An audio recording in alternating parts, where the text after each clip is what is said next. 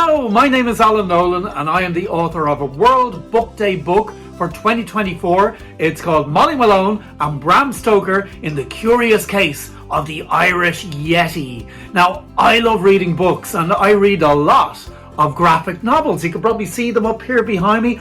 Love graphic novels, love superheroes, love science fiction graphic novels like all the Judge Dredd and 2000 ADs and all that kind of stuff.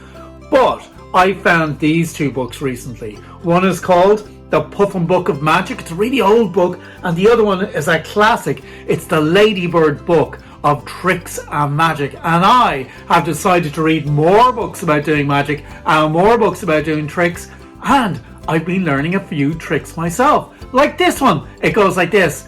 Abracadabra, cadabra, calabrador! See, it works!